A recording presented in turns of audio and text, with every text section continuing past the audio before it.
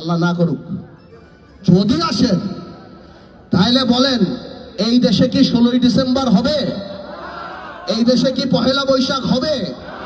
এই দেশে কি 21শে ফেব্রুয়ারি হবে? এই দেশে কি কোনোভাবেও দুর্গাপূজা হবে? আপনারা একটু ক্লিয়ার করেন না। আপনারা কি সৌদি জামাত, পাকিস্তান জামাত, সিরিয়ান জামাত, না দুবাইয়ের জামাত?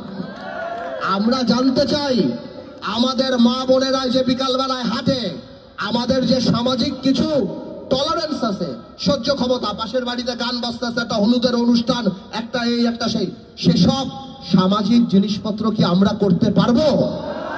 এইগুলি একটু ভোটারদের জিজ্ঞেস করেন যে এই প্রশ্নগুলি বিবেচনা করার পর আপনি ঠিক করেন আপনি কাকে ভোট দিবেন। জান্নাতের টিকিট বেচার দিন শেষ। তরুণদের বাংলাদেশ, আবেগ নয় বিবেক দিয়েই আমরা নেতা নির্বাচিত করবো ইনশাআল্লাহ। সবাই ভালো থাকেন, আল্লাহ হাফেজ।